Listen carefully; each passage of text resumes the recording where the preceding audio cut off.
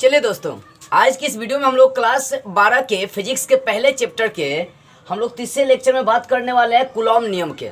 अभी तक ठीक पिछले वाले लेक्चर 2 में हम लोग आवेश के संरक्षण सिद्धांत को बेसिक से समझे थे। उसमें चालक, कुचालक, सुचालक ये सारी बातें समझे थे।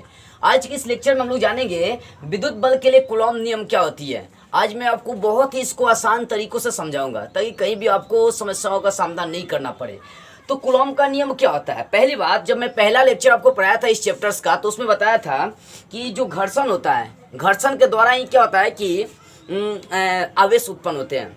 घर्षण के द्वारा ही क्या होते हैं? आवेश उत्पन्न होते हैं। और आवेश दो तरह के होते हैं, एक धनात्मक होते हैं, एक क्या होता है? ऋणात्मक होते हैं। और उन दोनों आवेशों के बीच जो भेद उत्पन्न करता है उसे पोलैरिटी ऑफ चार्ज मतलब आवेश की ध्रुवता कहते हैं। तो एक बात समझेंगे, देखिए आप क्लास 11 में पढ़े होंगे कि जब दो वस्तुओं का द्रव्यमान ली जाए m1 और m2। मैं कुछ बातें थोड़ी सी 11th की कर रहा हूँ, ध्यान से समझिएगा। यदि आप 11th में नहीं पढ़े होंगे तो यहाँ पर जानेंगे फिजिक्स का। देखिए, मान लीजिए कि दो वस्तु का द्रव्यमान, एक वस्तु का द्रव्यमान m1 है, दूसरे वस्तु का द्रव्यमान m2 है, ठीक है। और इनके बीच का दूरी r लेकर चलते हैं। तो यहाँ भी एक गुरुत्वाकर्षण का नियम बनता है। गुरुत्वाकर्षण का नियम ये है कि जो इनके बीच बल लगता है, क्योंकि दो वस्तु के बीच हमेशा बल लगता है। मान लीजिए ये दो मार्कर हैं, दोनों को आपस में मैं लड़ाऊंगा तो क्या यहाँ पर बल नहीं लगेगा? यहाँ भी बल लगता है। बल तो हर जगह, जब दो वस्तु आपस में टकराते हैं तो वहाँ बल लगते हैं। तो यहाँ पर दो वस्तु है m1 m2, ये दो वस्तु का द्रव्यमान है। इनके बीच की दूरी f है। तो इनके बीच जो बल लगता है उसको f से सूचित करेंगे। इनके बीच की दूरी का जो बल होता है, इनके बीच जो बल होता है वो दोनों द्रव्यमानों के गुणनफल के समानुपाती होता है। दोनों द्रव्यमान m1 और m2 दोनों के गुणनफल क्या होता है? समानुपाती होता है। पहला नियम ये होता है। उसके बाद क्या होता है? F बराबर इनके बीच की दूरी के जो मतलब इनके बीच जो बल लगता है, इनके बीच दोनों द्रव्यमानों के बीच जो बल लगता है वो दूरी के वर्ग के व्युत्क्रमानुपाती होते हैं। यानी F बराबर 1/r का स्क्वायर, दूरी के वर्ग का क्या होता है? व्युत्क्रमानुपाती हो जाते हैं। ये गुरुत्वाकर्षण का एक नियम चलता है, इसको ध्यान से समझिएगा। इसी प्रोसेस पर मैं कूलॉम के नियम को आपको बेटर तरीके से, बेटर ढंग से समझाऊंगा, ठीक है। देखिए, तो दो वस्तु का यदि द्रव्यमान m1 m2 ले लिया और इनके बीच की दूरी आपका r है, तो 11th में आपको ये जानना था कि जो इनके बीच बल लगेगा वो दोनों द्रव्यमानों के गुणनफल के क्या होते हैं? समानुपाती होते हैं। उसके बाद यहाँ की जो इनके बीच बल लगेंगे वो बीच की दूरी के वर्ग के व्युत्क्रमानुपाती होते हैं। जब इन दोनों को मिलाते थे, जब इन दोनों को आपस में आप मिला रहे थे तो ये बना था F समानुपाती m1 m2 अब बटा r का स्क्वायर। F समानुपाती m1 m2 बटा r का स्क्वायर, इन दोनों को आपस में मिलाने पर। उसके बाद आपने क्या देखा कि जैसे ही आप समानांतर हटा रहे थे, प्रोपोर्शनल मतलब समानांतर का चिन्ह हटा रहे थे, बराबर ला रहे थे, तो यहाँ पर g एक नियतांक आ रही थी, g इंटू m1 m2 बटा r का स्क्वायर।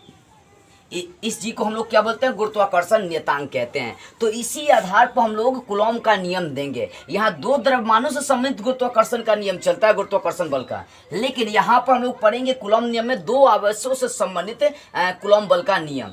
देखिए, पहली बात ये समझिए कि इस डिफिनेशन के इसी आधार पर हम लोग इसका डिफिनेशन देंगे। यहाँ पर क्या था कि इनके बीच जो बल लग रहा है दोनों द्रव्यमानों के गुणनफल के समानुपाती है, और इनके बीच जो बल लग रहा है वो दूरी के वर्ग के व्युत्क्रमानुपाती है। जब दोनों को मिला देते ये आ गया, बराबर आता है तो एक नियतांक g आ गया। इसको गुरुत्वाकर्षण नियतांक के भी नाम से आप जानते हैं। इतनी बातें 11th में पढ़नी थी, इससे भी आगे जाननी है। बस इतनी मैं इसलिए बातें बता दिया क्योंकि इसी आधार पर मैं आपको डिफिनेशन देने जा रहा हूँ कि इसका कूलॉम का नियम का। तो चलिए इस भाग को मैं मिटा रहा हूँ। अब आते हैं अपने मेन पॉइंट पर आते हैं। आप ये कुछ 11th की बातें थी जो बताना जरूरी था आपको। अब इस मेन पॉइंट में आपको जानना क्या है? देखिए, कूलॉम जो नियम होता है केवल दो आवेशों के लिए सत्य होते हैं। यहाँ तीन आवेश आप नहीं अप्लाई कर सकते हैं, तीन आवेश अप्लाई आप नहीं कर सकते हैं। मैं आपको इसके दोष में बताऊंगा, कूलॉम नियम के दोष में, कि क्या क्या इसका कंडीशंस हो सकते हैं। चलिए, तो देखिए, जब दो आवेश को एक दूसरे के निकट ला रहे हैं, मान लीजिए कि आपके पास दो आवेश है Q1 और Q2। दो आवेश आपके पास है Q1 Q2। जब दोनों आवेश को, मान लीजिए कि आपका Q1 हो गया, ये वाला Q2 हो गया, ठीक है ना, ये दो तरह के आवेश, जब दोनों को एक दूसरे के निकट लाएंगे तो क्या होगा? दोनों को एक दूसरे के निकट लाएंगे तो इनके बीच क्या लगता है? बल लगता है। जैसे आप चुंबक लीजिएगा दो, और दो चुंबक को जैसे ही आप नजदीक लाएंगे ना तो एक दूसरे क्या होता है? हाथों से बहुत ज्यादा जोर बल लगाना पड़ता है। जितना नजदीक आएंगे उतना ज्यादा बल लगाना पड़ेगा, जितने ही दूर जाएंगे, जितना ही डिस्टेंस अधिक बढ़ाएंगे उतना ही बल कम लगने लगता है। तो यहाँ पर दो आवेश है, तो दो आवेश के बीच या तो प्रतिकर्षण बल रहेगा नहीं तो आकर्षण बल रहेगा। अब आप बोलेंगे प्रतिकर्षण आकर्षण कैसे, क्योंकि यहाँ पर ये कंट्रास्ट नहीं कि कौन प्लस है कौन माइनस है। यदि प्लस प्लस होगा या माइनस माइनस होगा तो वहाँ पर प्रतिकर्षण बल रहेगा, लेकिन प्लस माइनस चाहे माइनस प्लस होगा तो वहाँ पर आकर्षण बल रहेगा। ये तो बातें मैं पिछले लेक्चर 1 में ही समझा चुका हूँ आपको। तो मतलब जब दो आवेश होंगे तो उनके बीच जो प्रतिकर्षण या आकर्षण बल रहेगा वो कैसे कार्य करती है, इसी बारे में हम लोग जानेंगे। देखिए, तो दो तरह का आवेश ले लिया, ये Q1 आवेश और ये Q2 आवेश, और दोनों आवेश के बीच की दूरी को r लेकर चलते हैं। तो कूलॉम का नियम ये कहता है कि दोनों आवेश के बीच जो बल लगता है, आकर्षण या प्रतिकर्षण जो बल लगता है, जो भी इनके बीच बल लगता है वो दोनों आवेशों के गुणनफल के समानुपाती होते हैं। Q1 इंटू Q2 दोनों आवेशों के गुणनफल के समानुपाती होते हैं। जैसे अभी मैं बताया था कि जो गुरुत्वाकर्षण बल होते हैं वो दोनों द्रव्यमानों के गुणनफल के क्या होते हैं, समानुपाती होते हैं, F समानुपाती M1 M2। यहाँ भी वैसा ही होता है कि दोनों आवेश के बीच जो बल लगेगा वो दोनों आवेश के गुणनफल के समानुपाती होता है। अब देखिए, जैसे ही दोनों आवेशों का गुणनफल किए तब इनके बीच का दूरी जो होता है ना स्थिर हो जाता है, नियतांक हो जाता है, कांस्टेंट हो जाता है, दूरी से कोई मतलब रह नहीं जाता है, ठीक है ना। तो दोनों आवेशों के बीच लगने वाला बल दोनों आवेशों के गुणनफल के क्या होता है, समानुपाती होता है। ये पहली बात बताई थी उन्होंने, किसने, कूलॉम ने। देखिए, सीए कूलॉम नाम का वैज्ञानिक ही कूलॉम नियम का खोज किए थे, वो अपने नाम पर ही कूलॉम का नियम दर्शा दिए थे। तो दो आवेशों के बीच लगने वाला बल दोनों आवेश के गुणनफल के समानुपाती होते हैं। उसके बाद दूसरी बात उन्होंने ये बताई थी कि दोनों आवेशों के बीच लगने वाला बल बीच की दूरी के, मतलब दोनों आवेशों के बीच लगने वाला बल बीच की दूरी के वर्ग के व्युत्क्रमानुपाती होते हैं। बीच की दूरी के वर्ग के क्या होता है, व्युत्क्रमानुपाती होते हैं, मतलब F समानुपाती 1/r²। देखो, बीच की दूरी r है तो r के स्क्वायर का क्या होता है, व्युत्क्रमानुपाती 1/r² हो जाएगा, ठीक है ना। तो इन दोनों आवेशों के बीच लगने वाला बल बीच की दूरी के वर्ग के व्युत्क्रमानुपाती हो जाते हैं। तो ये दो तरह का उन्होंने कूलॉम नियम दिए थे और इसी को हम लोग कूलॉम नियम के नाम से जानते हैं। अब इसको क्या करेंगे, मिलाएंगे, इसके बाद सूत्र प्राप्त करेंगे। देखिए, इस बात को यहाँ पर, इस बात को मैं लिख दिया हूँ कि यदि दो आवेशों के बीच की दूरी स्थिर करी जाए, देखिए जब दूरी को आप स्थिर करेंगे तो इनके बीच जो बल लगेगा वो आवेशों के गुणनफल के समानुपाती हो जाएगा। वही जब दोनों आवेश को आप स्थिर कर देंगे तो इनके बीच की दूरी का जो वर्ग का व्युत्क्रमानुपाती होगा वो बल के व्युत्क्रमानुपाती हो जाएंगे। देखिए, पहले शर्त के अनुसार है कि दो आवेशों के बीच की दूरी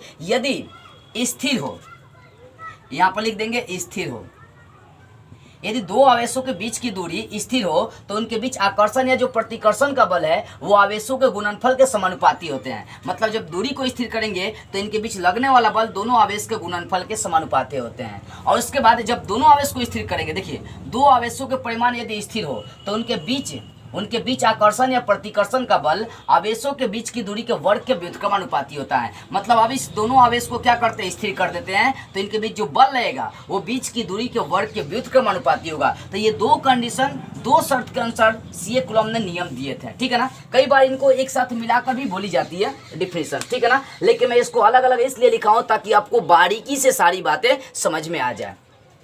तो अब देखेंगे, तो आपने डिफिनेशन क्या देखा, इन दोनों शर्तानुसार यहाँ डिफिनेशन दी गई है। पहले शर्त के अनुसार कि दोनों आवेश के बीच की दूरी, मतलब दोनों आवेशों के बीच जो बल लगता है वो दोनों आवेश के गुणनफल के समानुपाती होता है, और दोनों आवेश के बीच जो बल लगेगा वो बीच की दूरी के वर्ग के व्युत्क्रमानुपाती होता है। अब इन दोनों को आपस में आप मिला दीजिए, इसलिए F समानुपाती, दोनों को मिलाएंगे तो क्या हो जाएगा, Q1 Q2/r² चलेगा। F समानुपाती Q1 Q2/r का स्क्वायर। अब इस बात को मैं जरा सा आगे बढ़ा रहा हूँ। चलिए, अब देखो सीए कूलॉम ने अपने प्रयोग में क्या किया, जैसे ही वो समानुपाती हटाया तो उसको एक नियतांक मिल गया के क्या है, एक नियतांक है। यहाँ जैसे ही प्रोपोर्शनल समानुपाती को बराबर में चेंज किया तो एक नियतांक आ गया के, और इंटू ये आपका रह जाएगा जो कहते हो Q1 Q2/r का स्क्वायर। तो सीए कूलॉम प्रयोग द्वारा के का जानते हैं मान क्या निकाले थे, सीए कूलॉम के का मान अपने प्रयोग द्वारा, मतलब कूलॉम जो वैज्ञानिक थे वो के का मान निकाले थे 1/4πε0। ये सूत्र था के का मान, के का सूत्र था 1/4πε0, और उन्होंने इसका मान दर्शा दिया 9 × 10⁹ न्यूटन मीटर स्क्वायर प्रति कूलॉम का स्क्वायर। नहीं, हाँ, के का मान उन्होंने ये दर्शा दिया, प्रयोग द्वारा उन्होंने के का मान ये दर्शा दिया, ध्यान देंगे। तो सी ए कुलम ने क्या किया, सी ए कुलम जैसे यहाँ से बराबर में चेंज किया था, एक नियतांक किया आ गया और K into Q one Q two बटा क्या हो गया आर स्क्वायर। तो उन्होंने के का सूत्र ये प्राप्त किया प्रयोग द्वारा, और के का जो मान होता है मतलब 1/4πε0 का मान, चाहे के का मान जो होता है ना कूलम का नियम है ये होता है 9 × 10⁻9 और न्यूटन मीटर स्क्वायर प्रति कूलम का स्क्वायर। अब चलते हैं आगे बढ़ाते हैं, इसलिए एफ बराबर के का मान रखेंगे, के का मान उन्होंने ये प्राप्त किया 1/4πε0 इंटू Q1 Q2 बटा आर का स्क्वायर। इसी को हम लोग बोलते हैं कूलॉम का नियम। यही कूलॉम नियम द्वारा क्या किया गया, सूत्र प्राप्त किया गया। अब इसमें भी और कुछ बातें मैं आपको बताऊंगा। कूलॉम के नियम के अनुसार ये सूत्र होता है, आपसे कई बार एग्जाम में पूछता है कूलॉम के नियम का सूत्र क्या होता है। तो कूलॉम के नियम वाला सूत्र ये होता है F बराबर 1/4πε0 इंटू Q1 Q2 बटा आर का स्क्वायर। तो मैंने कैसे किया, पहले मैंने देखा कि इनके बीच जो बल लग रहा है वो दोनों आवेश को गुणनफल का समानुपाती हो रहा है, फिर इनके बीच जो बल लग रहा है वो बीच की दूरी के वर्ग के व्युत्क्रमानुपाती हो रहा है, फिर दोनों को मैंने मिला दिया तो ये वाली चीजें आई, यहाँ से समानुपाती आता है, एक नियतांक किया आ गया, ठीक है ना। और इस के का मान प्रयोग द्वारा सी ए कूलम ये निकाले थे 1/4πε0, इसका मान होता है 9 × 10⁻9 न्यूटन मीटर स्क्वायर प्रति कूलम का स्क्वायर। अब के का मान पुट कर दिए तो एफ बराबर हो गया 1/4πε0 इंटू Q1 Q2 बटा आर का स्क्वायर। तो यही होता है कूलम का नियम। अब देखिए कई बार एग्जाम में इसको वेक्टर रूप का मतलब होता है सदिश फॉर्म में पूछता है, वेक्टर फॉर्म मतलब पूछता है कूलॉम के नियम का सदिश रूप क्या होता है। तो कूलॉम का नियम का सदिश रूप देखिए ये होता है, एफ पर क्या करेंगे वेक्टर का सिंबल लगा देंगे, एफ वेक्टर बराबर 1/4πε0 इंटू Q1 Q2 बटा आर का स्क्वायर, और यहाँ पर आर का क्या लगा देंगे, इकाई यूनिट मतलब कैप लगा देंगे। तो ये आपका रेडी हो जाएगा वेक्टर फॉर्म, ये हो जाएगा आपका वेक्टर फॉर्म किसका, कूलॉम के नियम का यह सदिश रूप का सूत्र होता है। कई बार एग्जाम में ऑब्जेक्टिव पूछता है या 2 नंबर का क्वेश्चन पूछ सकता है कि कूलॉम के नियम का सदिश रूप लिखे, तो कूलॉम के नियम का सदिश रूप ये होता है, या कूलॉम के नियम का सूत्र बोलेगा तो आप ये लिख दीजिएगा। तो कूलॉम का नियम आई होप आपको समझ में आई होगी, यदि नहीं समझ में आई हो तो फिर से मैं एक बार समझा रहा हूँ। देखो कूलॉम का नियम क्या होता है कि जब दो आवेश होंगे तो उनके बीच जो बल लगेगा वो बल दोनों आवेश के गुणनफल के समानुपाती होंगे, पहला शर्त। दूसरा शर्त ये कि उनके बीच जो बल लगेगा वो बीच की दूरी के वर्ग के व्युत्क्रमानुपाती होगा, जैसा कि यहाँ पर दोनों भाषा लिखा हुआ है, ठीक है ना। देखो जब आवेशों के गुणनफल के समानुपाती बल को करेंगे तो उस समय दूरी को स्थिर कर देना है, और वही जब बीच की दूरी के वर्ग के व्युत्क्रमानुपाती करेंगे तो दोनों आवेश के परिमाण को स्थिर कर देना है, ठीक है ना। मतलब दोनों शर्तानुसार ये सूत्र आ रही है कि दोनों आवेश के बीच की दूरी का गुणनफल जो होता है ना आवेश बल के समानुपाती होता है, और उनके बीच जो बल लगेगा वो बीच की दूरी के वर्ग के व्युत्क्रमानुपाती होता है। फिर दोनों को मिला दिए तो ये वाला सूत्र मिला, यहाँ से प्रोपोर्शनल हटा एक नियतांक आ गया, और सी ए कूलम प्रयोग द्वारा के का मान ये निकाले थे, ठीक है ना। के का मान पुट कर दिया तो ये वाला जो मान आ गया, इसी को हम लोग कूलम नियम के नाम से जानते हैं। अब इसका सदिश रूप ये होता है। अब देखिए अब आगे चलते हैं, अब आगे चलते हैं, इस बात को मैं मिटका रहा हूं। अब आगे देखिए इसमें कुछ आपको इंपॉर्टेंट बातें जाननी है जो बहुत जरूरी है। पहली बात है आप यहां से ये जानिए, आप कूलॉम का नियम तो यहाँ पढ़ लिए, अभी के में आपने ये देखा था कि के बराबर होता है 1/4πε0 होता है ये के का मान ε0, इसको ε0 कहते हैं। अब देखिए सी ए कूलॉम ε0 का मान भी निकाले थे, ऑब्जेक्टिव में क्वेश्चन किया भी है कई बार।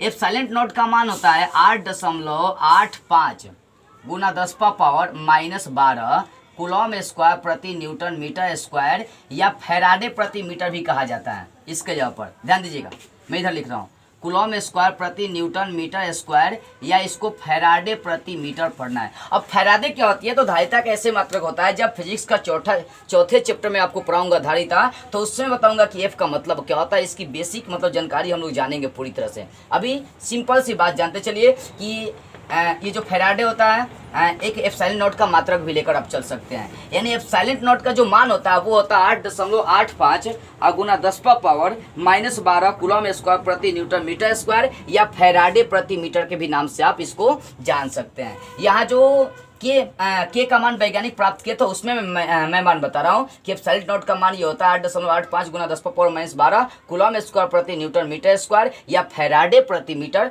मतलब एफ प्रति मीटर, इसको बोलेंगे फैराडे प्रति मीटर। तो ये ε0 का मान उन्होंने प्राप्त किया था। उसके बाद उन्होंने ε0 का मतलब क्या हो गया, इसको पढ़ेंगे शून्य या निर्वात की प्रावैधुतता। अभी मैं जानकारी दूंगा कि प्रावैधुतता क्या होती है। इस वीडियो में इसकी भी मैं चर्चा करने वाला हूँ, ठीक है ना। देखिए यहाँ पर तो एप्सिलॉन नॉट को बोलेंगे शून्य या निर्वात की प्रावैधुतता। अब देखिए प्रावैधुतता का ऐसे मतलब क्या होता है, तो ये होता है, क्वेश्चन आपसे कर सकता है कि एप्सिलॉन नॉट का या शून्य या निर्वात की प्रावैधुतता का ऐसे मतलब क्या होता है। तो याद रखिएगा कूलॉम स्क्वायर प्रति न्यूटन मीटर स्क्वायर या फैराडे प्रति मीटर, ये दोनों में से कोई बोल सकते हैं, लेकिन प्रचलित नाम आपका यही है, कूलॉम स्क्वायर प्रति न्यूटन मीटर स्क्वायर ये है। तो एप्सिलॉन नॉट का ऐसा ही मात्रक पूछेगा तो आपको याद रखना है कूलॉम स्क्वायर प्रति न्यूटन मीटर का स्क्वायर। ये क्या है, तो मात्रक है आपका किसका, एप्सिलॉन नॉट। इसको बोलेंगे शून्य या निर्वात की प्रावैधुतता। मैं आपको सारी बातें भी बता रहा हूँ, लिख कर भी बताऊंगा। तो एप्सिलॉन नॉट का ऐसे मात्रक होता है 8.85 गुना 10⁻⁻12 कूलॉम स्क्वायर प्रति newton metre square. Epsilon naught का ऐसे मात्रक होता है कूलॉम स्क्वायर प्रति न्यूटन मीटर का स्क्वायर या फैराडे प्रति मीटर कह सकते हैं। अब इसकी बीमा की जरा मैं चर्चा कर दे रहा हूँ, बीमा की कि शून्य निर्वात की प्रवैधुतता या इसको बोलेंगे एप्सिलॉन नॉट की जो बीमा होती है वो क्या होगी। देखिए एप्सिलॉन नॉट की बीमा क्या होगी, तो पहले यहाँ पर ध्यान देना है, सी है ना, सी का स्क्वायर बटा है न्यूटन मीटर स्क्वायर, ठीक है ना। ध्यान दीजिएगा कूलॉम स्क्वायर प्रति न्यूटन मीटर स्क्वायर ऐसा ही मात्रक होता है, इसी से हम प्राप्त करेंगे। तो कूलॉम की जो बीमा होती है वो होती है 80, क्या होती है 80 का स्क्वायर लेकर चलेंगे। और न्यूटन, देखो न्यूटन किसका ऐसे मतलब होता है, बल का, बल बराबर सूत्र होता है द्रव्यमान गुना त्वरण, बल का सूत्र होता है द्रव्यमान गुना त्वरण। तो द्रव्यमान और त्वरण की बीमा देखी जाए तो mL/-2 होता है, यानी बल का जो बीमा होगा mL/-2 हो जाएगा, ठीक है। यहाँ बड़ा ब्रैकेट आपको देकर चलनी पड़ेगी। फिर आगे चलते हैं यहाँ पर, ये मीटर स्क्वायर, तो मीटर का हमेशा क्या होता है लंबाई में लेकर चलते हैं, तो यहाँ पर लेकर चलेंगे L का स्क्वायर। अब देखिए यहाँ A का स्क्वायर हो जाएगा ऊपर, फिर T का स्क्वायर हो जाएगा। नीचे यदि बात करते हैं तो नीचे क्या है M, L का L से करेंगे तो L⁻3 और इसके बाद है T⁻⁻2, L का L स्क्वायर से कर दिए तो L⁻3 हो गया। अब सबको ऊपर लेकर चलते हैं, A का स्क्वायर T का स्क्वायर। अब देखिए M को ऊपर लेकर चलेंगे तो m⁻⁻1, L को ऊपर लेकर चलेंगे तो L⁻⁻3 हो जाएगा, T⁻⁻2 को ऊपर ले जाएंगे तो T⁻+2 हो जाएगा। तो यहाँ जो बीमा आएगा पहले M से स्टार्ट करते हैं, mLTA के रूप में होता है, ठीक है ना। तो m⁻⁻1 और उसके बाद हो जाएगा L⁻⁻3 और उसके बाद टी स्क्वायर ऐड करेंगे तो T⁻4 हो जाएगा, फिर हो जाएगा A स्क्वायर।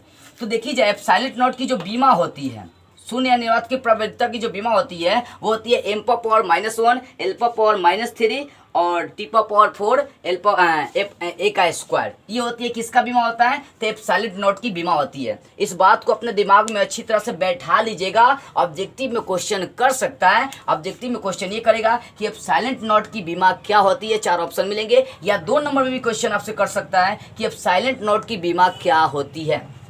तो एप्सिलॉन नॉट की बीमा आप निकाल सकते हैं, कूलॉम का होता है 80 स्क्वायर तो स्क्वायर, और न्यूटन का होता है द्रव्यमान गुना त्वरण, मतलब न्यूटन की जो मतलब बल की जो बीमा होती है mL का T⁻⁻2, और मीटर है तो मीटर का बीमा L होता है, L का स्क्वायर लेकर चलेंगे क्योंकि यहाँ पर स्क्वायर है। अब देखो यहाँ पर स्क्वायर तोड़ दिए, सबका स्क्वायर तोड़ दिए, और यहाँ पर देखिए m है तो m, L और L का स्क्वायर गुना किए तो L क्यू हो गया, और T⁻⁻2 है, इसको ज्यों का तो A स्क्वायर T स्क्वायर उतार दिए। अब यहाँ m को ऊपर लेगा तो m⁻⁻1, L को ऊपर लेगा तो L⁻⁻3 और T⁻⁻2 को ऊपर लेगा तो T⁻+2। क्या होता है, चिन्ह चेंज ऑफ हो जाता है, प्लस होगा तो माइनस होगा तो प्लस। अब A स्क्वायर पहले क्या करते हैं, इसका फॉर्म चलता है mLTA के रूप में, ऐसे पहले m वाले लिखेंगे, फिर L वाले, फिर T वाले, फिर A वाले लिखेंगे, ठीक है ना। तो m⁻⁻1 फिर L⁻⁻3 फिर T का स्क्वायर T स्क्वायर T⁻4 फिर A का स्क्वायर। यानी एप्सिलॉन नॉट की जो बीमा होगी वो m⁻⁻1 L⁻⁻3 T⁻4 और A का स्क्वायर होता है, ठीक है ना। ये उसकी क्या होती है,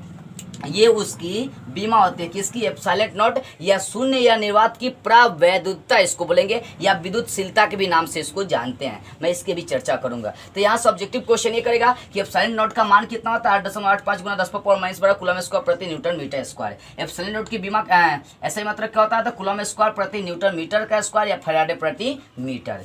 अब एप्सिलॉन नॉट की बीमा पूछेगा तो ऐसा निकाल लीजिएगा, या याद रखिएगा एप्सिलॉन नॉट की बीमा m⁻⁻1 L⁻⁻3 T⁻4 A का स्क्वायर होता है। तो इतनी बातें बेसिक में भी आपको कूलॉम नियम से जाननी थी। अभी आपको कूलॉम नियम और ये एप्सिलॉन नॉट की जानकारी हासिल हुई है। अब चलिए आगे की ओर जानकारी हासिल करते हैं। अब देखिए प्रवैधुतता जो जाने थे ना, 3 तरह की होती है। अभी आपने देखा कि सीए कूलॉम ने के बराबर सूत्र प्राप्त किया था 1/4 पाई एप्सिलॉन नॉट, इसको बोलते हैं एप्सिलॉन नॉट। ये 3 तरह की होती है। एक सिर्फ एप्सिलॉन होता है जिसको माध्यम की विद्युतशीलता या प्रावैधुतता कहते हैं। प्रवैधुतता। सिर्फ एप्सिलॉन को बोलेंगे, इसको बोलते हैं एप्सिलॉन पढ़ते हैं, इसका हिंदी में नाम होगा माध्यम की प्रवैधुतता। कभी काल मतलब कभी काल नहीं, बहुत सारे बुकों में EM भी लिखा जाता है, ऐसे एप्सिलॉन M भी लिखा जाता है। M का मतलब होता है माध्यम, EM भी लिखा जा सकता है, देखिएगा ऐसे एप्सिलॉन M लिख सकते हैं, या एप्सिलॉन भी आप यूज कर सकते हैं, कोई दिक्कत नहीं है। एप्सिलॉन का मतलब याद रखना है कि माध्यम की विद्युतशीलता या प्रवैधुतता। विद्युतशीलता का दूसरा नाम है प्रवैधुतता। विद्युतशीलता कम प्रचलित है, लेकिन प्रवैधुतता बहुत ज्यादा प्रचलित है। तो सिर्फ एप्सिलॉन को पढ़ेंगे माध्यम की विद्युतशीलता, और ऐसे एप्सिलॉन इसको जीरो बोलेंगे, जीरो मतलब नॉट बोलेंगे, एप्सिलॉन नॉट। एप्सिलॉन नॉट को पढ़ेंगे शून्य या निर्वात की विद्युतशीलता या प्रवैधुतता। क्या पढ़ेंगे? शून्य या निर्वात की विद्युतशीलता या प्रवैधुतता। ठीक है। एक और होता है एप्सिलॉन आर। एप्सिलॉन आर को बोलते हैं अपेक्षिक प्रवैधुतता या विद्युतशीलता, यानी अपेक्षिक विद्युतशीलता बोल सकते हैं, चाहे अपेक्षिक प्रवैधुतता बोल सकते हैं। अब देखिए एग्जाम में ये वाला क्वेश्चन बहुत मस्त है, मतलब बहुत इंपॉर्टेंट है। कई बार ये क्वेश्चन करता है कि अपेक्षिक प्रवैधुतता चाहे अपेक्षिक विद्युतशीलता से आप क्या समझते हैं। आप पेपर पलट के देखिएगा 2018 2017 इधर देखिएगा, कई बार ये क्वेश्चन किया है, ठीक है ना। तो अपेक्षिक प्रवैधुतता का डिफिनेशन आप लोग जानिए। पहले वो डिफिनेशन जानने से पहले एक बात समझिए कि सिर्फ माध्यम के प्रवैधुतता का ये सूत्र होता है, एप्सिलॉन बराबर एप्सिलॉन नॉट गुना एप्सिलॉन आर, ये वाला सूत्र होता है। किसका? तो माध्यम की प्रवैधुतता या विद्युतशीलता का सूत्र होता है एप्सिलॉन नॉट गुना एप्सिलॉन आर। यहाँ से एप्सिलॉन आर का मान निकाल लेंगे तो यहाँ पे एप्सिलॉन नॉट गुना में है, इधर कहाँ चला आएगा? बटा में, इसलिए एप्सिलॉन आर का जो मान आ जाएगा वो हो जाएगा एप्सिलॉन बटा एप्सिलॉन आर। अब देखिए हम लोग जानते हैं ये वाला एग्जाम में कई बार क्वेश्चन करता है कि अपेक्षिक प्रवैधुतता या विद्युतशीलता से आप क्या समझते हैं। इसका डिफिनेशन देख लेते हैं, कूलॉम नियम से ही संबंधित है, इसी कारण से मैं इसकी चर्चा कर रहा हूं ताकि आपसे कोई पॉइंट मिस नहीं हो। तो अपेक्षिक प्रवैधुतता चाहे अपेक्षिक विद्युतशीलता पूछेगा एग्जाम में, तो ये सूत्र याद रखना है। ये एप्सिलॉन क्या है? तो माध्यम की प्रवैधुतता है। एप्सिलॉन नॉट क्या है? तो शून्य या निर्वात की प्रवैधुतता है। तो यहीं से डिफिनेशन आप देंगे कि माध्यम की प्रवैधुतता और शून्य या निर्वात की प्रवैधुतता दोनों के अनुपात को अपेक्षिक प्रवैधुतांक या अपेक्षिक विद्युतशीलता कहते हैं। यही डिफिनेशन लिखा हूँ, क्योंकि देखिए एप्सिलॉन आर का मतलब होता है अपेक्षिक प्रवैधुतता चाहे विद्युतशीलता, तो अपेक्षिक विद्युतशीलता चाहे प्रवैधुतांक का सूत्र होगा, यानी एप्सिलॉन आर का सूत्र होगा एप्सिलॉन बटा एप्सिलॉन नॉट। एप्सिलॉन क्या है? तो माध्यम की प्रवैधुतता, और ये क्या है? शून्य या निर्वात की प्रवैधुतता, दोनों के अनुपात को अपेक्षिक प्रवैधुतता या विद्युतशीलता के नाम से जानते हैं। यानी अपेक्षिक प्रवैधुतता का डिफिनेशन देखिए, अच्छी तरह से नोट कर लीजिएगा, समझ लीजिएगा, सूत्र याद होगी, सूत्र को समझ गए तो इसका डिफिनेशन भी आपको याद हो जाएगा। इसका डिफिनेशन होगा माध्यम की प्रवैधुतता तथा शून्य या निर्वात की प्रवैधुतता दोनों के अनुपात को अपेक्षिक प्रवैधुतता कहते हैं। इसे एप्सिलॉन आर से सूचित करते हैं। एप्सिलॉन आर बराबर सूत्र होगा एप्सिलॉन बटा एप्सिलॉन नॉट। डिफिनेशन यहां से देंगे कि माध्यम की प्रवैधुतता और शून्य या निर्वात की प्रवैधुतता दोनों के अनुपात को अपेक्षिक प्रवैधुतता कहते हैं। देखिए यहाँ पर सबका नाम दिए, सिर्फ एप्सिलॉन का मतलब माध्यम की विद्युतशीलता चाहे प्रवैधुतता, और एप्सिलॉन नॉट का मतलब शून्य निर्वात की विद्युतशीलता, एप्सिलॉन आर का मतलब होता है अपेक्षिक प्रवैधुतता चाहे विद्युतशीलता। ठीक है, तो कैसे डिफिनेशन दीजिएगा? माध्यम की प्रवैधुतता और शून्य निर्वात की प्रवैधुतता दोनों के अनुपात को अपेक्षिक प्रवैधुतता कहते हैं। एप्सिलॉन आर का सूत्र होगा एप्सिलॉन बटा एप्सिलॉन नॉट। तो ये भी आपको कूलॉम नियम से संबंधित ही था, जानना जरूरी था, ठीक है ना। अब देखिए इसमें एक और पॉइंट हम लोग जानते हैं, कूलॉम नियम से संबंधित दोष। कूलॉम नियम के क्या क्या दोष हैं, देखिए उसकी सीमाएं जानते हैं। कूलॉम नियम की दोष सीमाएं जान लेते हैं। देखिए कूलॉम नियम की सीमा यह है कि कूलॉम नियम केवल दो आवेशों के लिए सत्य होते हैं। 2-3 पॉइंट में अभी डिस्कस कर रहा हूं, उसको बेटर से समझिएगा। तो चलिए अब आगे की ओर चलिए, अब देखते हैं। अब देखिए अब जानते हैं कूलॉम नियम की सीमाएं। कूलॉम नियम की क्या क्या सीमाएं हैं। अभी तक आपने देखा कूलॉम नियम क्या होता है, कूलॉम नियम का सूत्र क्या होता है, उसका वेक्टर फॉर्म क्या होता है, उसके बाद एप्सिलॉन के बारे में आपने जानकारी हासिल करी, फिर एप्सिलॉन नॉट का मान क्या होता है, अपेक्षिक प्रवैधुतता क्या होता है, आपने ये जाना। अब देखते हैं कूलॉम नियम की सीमाएं क्या होती है, इसकी लिमिट क्या है। देखिए कूलॉम नियम केवल 2 आवेश के लिए सत्य होता है। वहां पर 3 आवेश यूज करेंगे तो उसके लिए कूलॉम नियम आप अप्लाई नहीं कर सकते हैं, क्योंकि 2 आवेश के बीच ही आकर्षण या प्रतिकर्षण बल का अनुभव होगा। तो देखिए कूलॉम नियम की सीमाएं क्या है, यहाँ पर लिखी गई है, 4 इंपॉर्टेंट उसकी सीमाएं लिखी गई है। कूलॉम नियम की पहली सीमा है, कूलॉम नियम केवल 2 आवेशों के लिए सत्य है, वो 2 से अधिक आवेश के लिए सत्य नहीं हो सकते हैं। आगे कूलॉम नियम अधिक से अधिक दूरी 10⁻³ मीटर के लिए सत्य होता है, मतलब ये किलोमीटर तक के लिए सत्य होता है। अब 10⁻³ ये 10⁻⁴ मीटर के लिए सत्य नहीं होगा। कूलॉम नियम हमेशा याद रखिएगा, कितने अधिक से अधिक दूरी के लिए सत्य होता है, तो 10⁻³ किलोमीटर तक के दूरी के लिए सत्य होता है, 10⁻³ मीटर तक के दूरी के लिए सत्य होता है। और कूलॉम नियम कम से कम कितनी दूरी के लिए सत्य होगा, तो 10⁻⁻14 मीटर तक के लिए सत्य होता है। मतलब अधिक से अधिक वो 10⁻³ तक जा सकता है, मतलब 1000 मीटर तक जा सकता है, और कम से कम वो 10⁻⁻14 मीटर तक की दूरी तक जा सकता है। उसके बाद कूलॉम नियम एक केंद्रीय बल होता है। क्यों? क्योंकि यह दो आवेशों को मिलाता है। मान लीजिए आपके पास दो आवेश है, ये Q1 और ये आपका आवेश होगा Q2। इन दोनों आवेश को मिला दिया तो इसके बीच में एक केंद्र होता है, क्योंकि किसी भी वस्तु को मिलाने वाला एक केंद्र होता ही है। तो कूलॉम बल एक केंद्रीय बल कहलाता है। क्या कहलाता है? केंद्रीय बल। क्यों? क्योंकि ये दो आवेशों को मिलाता है। तो कूलॉम बल केंद्रीय बल है, क्योंकि ये बल आवेशों को मिलाने वाले रेखा के अनुदिश लगते हैं। तो ये चार तरह की सीमाएं हैं कूलॉम नियम की। एक बार और समझेंगे। पहले कूलॉम नियम की सीमा है कि यह केवल दो आवेशों के लिए सत्य है, और दूसरी ये है कि यह अधिक से अधिक दूरी 10⁻³ मीटर तक के लिए सत्य है, और तीसरा नियम यह है कि यह 10⁻⁻14 मीटर के लिए, मतलब कम से कम 10⁻⁻14 मीटर तक की दूरी के लिए सत्य है। और चौथा यह है कि कूलॉम बल एक केंद्रीय बल होता है। कूलॉम बल क्या होता है? एक केंद्रीय बल होता है, क्योंकि यह आवेशों को मिलाने का काम करता है। आवेशों को मिलाने वाले रेखा के अनुदिश बल का कार्य करता बल लगता है। तो ये चार तरह की सीमाएं याद रखिएगा। अब आपने इस वीडियो में जो जो चीज पढ़ा वो एग्जाम में कैसे पूछेगा, तो पहले आपका क्वेश्चन 5 नंबर में या 2 नंबर में या 3 नंबर में कर सकता है, कूलॉम नियम किसे कहते हैं उसे लिखिए। उसके बाद उसमें पूछ सकता है कि कूलॉम नियम के सूत्र को लिखिए। कूलॉम नियम के सूत्र को वेक्टर रूप में, मतलब सदिश रूप में लिखिए। उसके बाद एप्सिलॉन नॉट का मान पूछ सकता है, एप्सिलॉन नॉट का मात्रक पूछ सकता है, एप्सिलॉन नॉट की बीमा पूछ सकता है। उसके बाद अपेक्षिक प्रावैधुकता बहुत ज़्यादा इंपॉर्टेंट है, पूछ सकता है कि अपेक्षिक प्रावैधुकता किसे कहते हैं। उसके बाद ये क्वेश्चन भी कई बार किया है, कूलॉम नियम की सीमा को लिखे। तो याद कर लीजिए कूलॉम नियम की सीमा क्या होती है, बढ़िया से याद कीजिएगा कूलॉम नियम की सीमा क्या होती है। तो बस आज की इस वीडियो में इतना ही। अगले लेक्चर में अगले टॉपिक के साथ हम लोग फिर मिलेंगे।